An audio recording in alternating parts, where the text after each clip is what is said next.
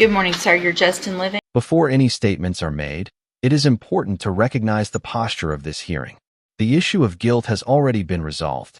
The focus now shifts to sentencing, which is often the most consequential stage. In Texas courts, a defendant's prior record can sometimes influence the outcome more heavily than the present offense.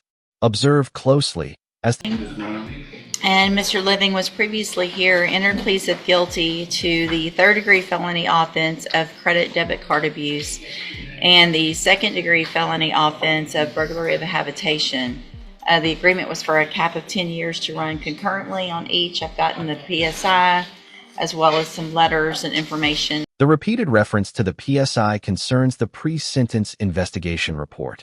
When a defendant has an extensive history, that report can be highly damaging. Judges rely on it substantially. It includes not only prior charges, but also law enforcement contacts, victim impact information, and behavioral patterns. Defense counsel view unfavorable reports with concern, while prosecutors That Mr. Kimler sent on Mr. Living's behalf. Has everyone had an opportunity to review all of that? Yes, Your Honor, we have. Are there any additions or corrections to the PSI? No, Your Honor. Mr. Kimler, you may proceed. Your Honor, looking at the PSI, I'm sure the court... Mr. Kimler. I'm sorry, Your Honor. Looking at the PSI, I'm sure the court has noted his felony criminal history. I would just note that just looking at it, there's a lot of material in the PSI, but in closer inspection, much of this was either refused or dismissed. I think it looks like what he has is, as far as felonies, would be a burglary of a building from 2012 possession.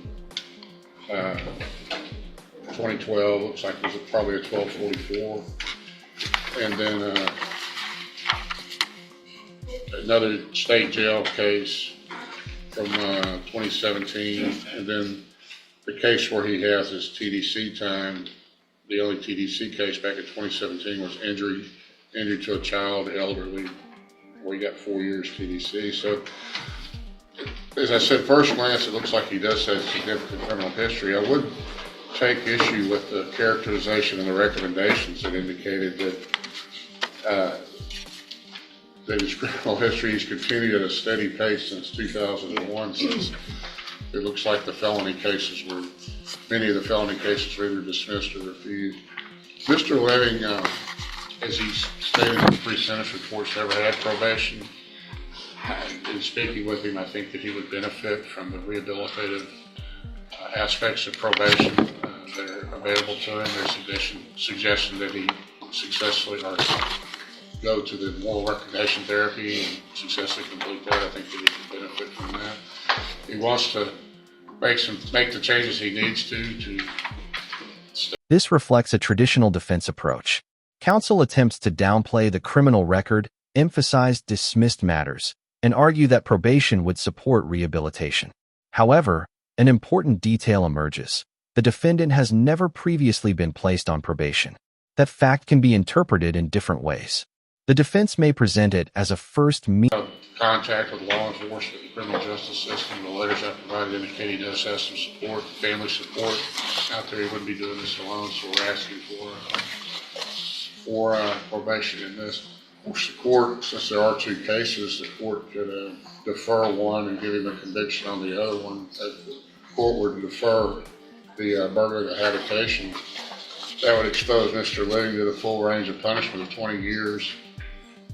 And then, of course, he already does have some state jail convictions, but the credit card abuse, again, is a third degree. So I believe that's just enhanced. The punishment range is just enhanced to a third degree, but the court could see fit to give him a conviction for that and still suspend it and place him on probation. But if the court does defer the burglary of habitation, his punishment range would be 20 years if he does run afoul of probation instead of the 10-year cap that he's exposed to now. The court was just to refuse probation. So we ask the court to give him probation in both of these cases.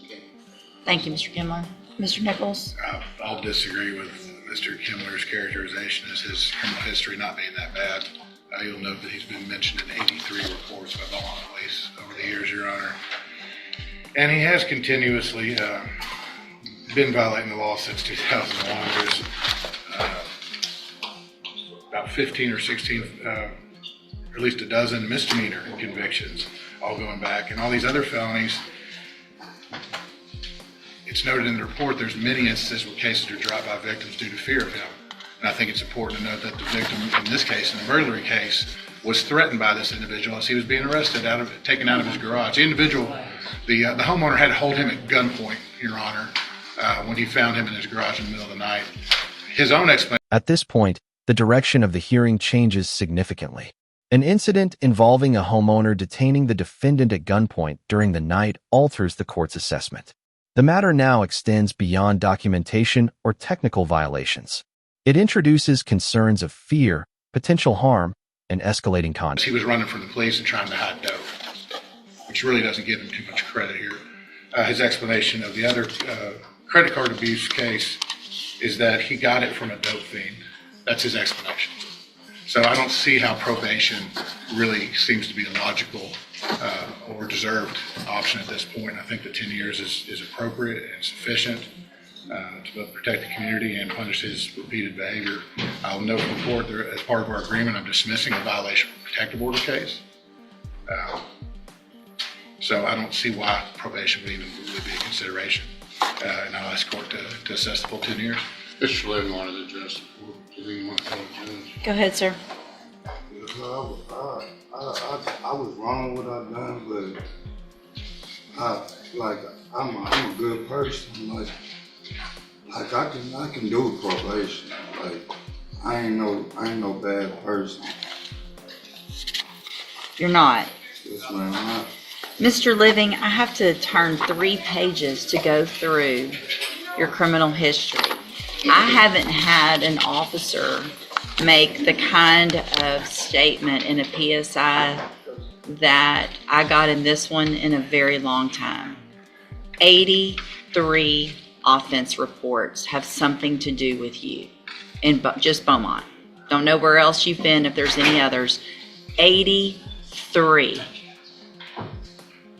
A good person doesn't have 83 police reports that have something to do with them. A good person doesn't assault family members over and over again and get time on misdemeanors and scare them or sweet talk them or whatever it is to get out of it on felonies. That is not a good person. I understand you haven't had probation, but you were barely out of prison and off parole when you did this.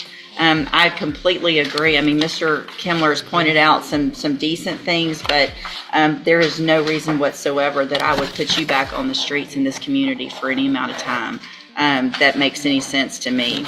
So in cause number 24, DCCR 0288, I'm going to find that you entered your plea of guilty freely and voluntarily. I'm going to find sufficient evidence to find you guilty, and at this time find you guilty of credit debit card abuse. Sentence you to a term of 10 years in the institutional division of the Texas Department of Corrections. You will receive credit on that sentence for any time that you've been in custody that the law gives you the right to receive. In cause number 24, DCCR 1100, find sufficient evidence to find you guilty, and at this time find you guilty of burglary of a habitation.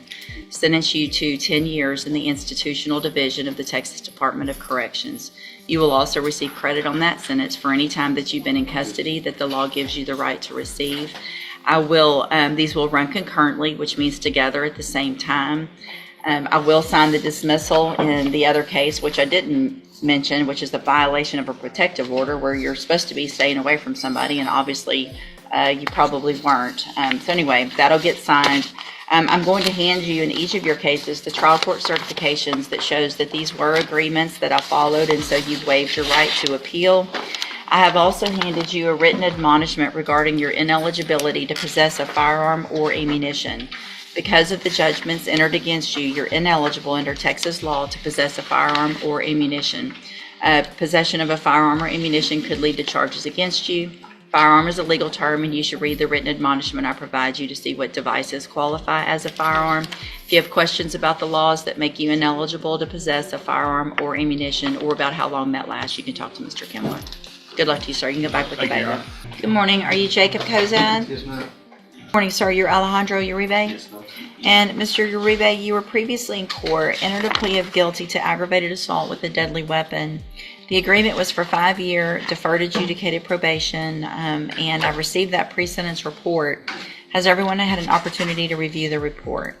We have, Judge. Yes, sir. So I guess my issues, or my only issue with going forward with this agreement is your status. You're not here, it appears as though you're not here in the United States legally, and that you've been removed before and there's an ICE hold on you now. Is that correct? So, I mean, what does given a probation do? Just give him a probation and he gets deported and it sits on, we just let it go till he comes back again illegally or legally? I'm not coming back. I mean, there's ways to do it, obviously, Right. legally, but, okay. I mean, do you think the best thing is to go forward with I would proceed on, Judge. with the plea? I mean, if you do get out, so let's just do this. We'll just go forward with the plea, and then whatever happens, obviously in federal court or with any type of new charges over there. It looks like I have been handed an arrest warrant from the United States District Court, Eastern District. So I think you will probably be taken from here. If there's a hold on you, you'll go straight over into custody, federal custody, and whatever happens over there happens. What I'm going to do is go along with this agreement. I'm going to give you a probation. If for some reason you get out during this probation period and you're here in Texas, then you obviously are required to go to probation, do everything you're supposed to, because if you don't, you could end up in prison for a very long time on this case. So what I'm going to do is find that you previously entered your plea of guilty freely and voluntarily, find sufficient evidence to find you guilty. However, at this time, I'm going to follow the agreement, defer all proceedings, place you on probation for 5 years. You're ordered to pay the $1,000 fine and to follow all of the rules and conditions of probation if that becomes an opportunity for you. Obviously, if you do that, in this case, this is an excellent opportunity because you don't have this conviction on your record. And again, the other side of that, however, is if you do get out and you are here and you do not comply with the conditions of probation, you can be brought back into this court